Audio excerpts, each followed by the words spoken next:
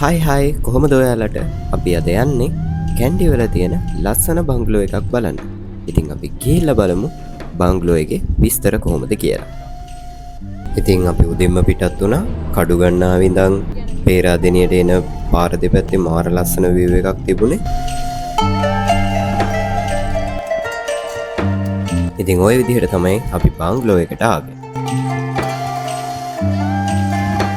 ඉතින් අපිට friendly welcome එකක් එක්ක හොට් ටවර්ස් සම්පූර්ණ අපිට රිෆ්‍රෙෂ් වෙන්න.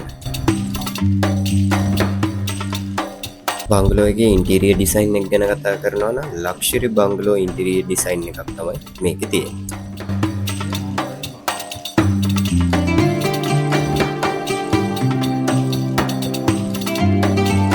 මේ ඉන්නේ බංගලෝ එකේ නැචරලිස්ට්. මෙයා අපිට බංගලෝ එකේ හිස්ටරි එක ගැන, බංගලෝ ඒරියා එකට එන යන බර්ඩ්ස්ලා ගැන වගේම තව ගොඩක් දේවල් මෙයා අපිට ලස්සනට එක්ස්ප්ලেইন කරා.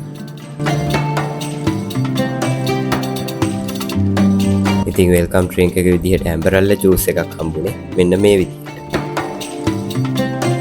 මේ තියෙන්නේ බංගලෝ එකේ මේන් රෙස්ටොරන්ට් එක. මේ බංගලෝ එකේ බංගලෝ රූම්ස් 4ක්, ස්වීට් රූම්ස් 2ක් වගේම ගාඩන් රූම්ස් 6ක් ඉන්ක්ලූඩ් වෙලා තියෙනවා. මේ තියෙන්නේ ඒ එක කැටගරි වල රූම්ස් ඒරියාස්.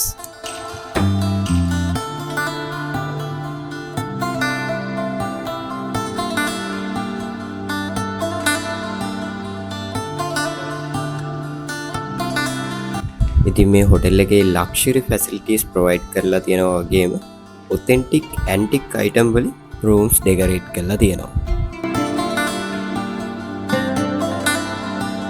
මේ තියෙන්නේ මේගොල්ලෝගේ යුනික් අයිටම් කලෙක්ෂන් එකකින් ටිකක්.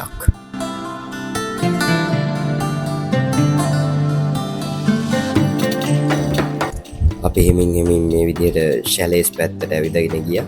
ඉතින් මේ විදිහට තමයි බංගලෝ එකේ ෂැලේස් තිබුණේ.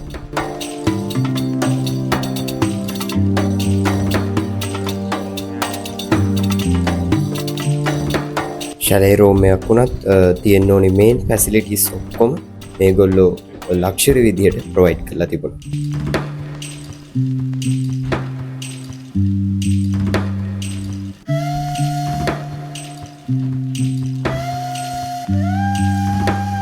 මේ තියෙන්නේ බංගලෝ එකේ මේන් පූල් ඒරියා එක.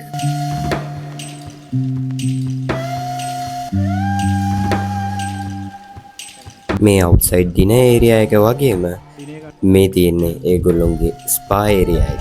ඔයගොල්ලොන්ගේ ස්පෙෂල් රික්වයර්මන්ට් වලට ස්පා ට්‍රීට්මන්ට් මෙතනින් ගන්න පුළුවන්. ඉතින් අපි මේ යන්නේ හොටෙල් එකෙන්ම මේන්ටේන් කරන ග්‍රීන් හවුස් වෙජිටබල් ඒරියා එක බලන්න. ඉතින් හොටෙල් එකේ ඔපරේෂන් එකට කිචන් එකට අවශ්‍ය කරන ගොඩක් වෙජිටබල්ස් ඉතින් ඒගොල්ලොම වගා කරලා ෆ්‍රෙෂ් වෙජිටබල්ස් විදිහට කිචන් එකට එන්න. ඉතින් ඔන්න ඔය විදිහට තමයි ලක්ෂරි බංගලෝ එක්ස්පීරියන්ස් එක දවස ගෙවුනේ. අලුත් ට්‍රැවල් වොග් එකක් අරන් එනකම් අදට මං ගිහින් එන්නම්. මං ට්‍රැවල් කොල්ලා.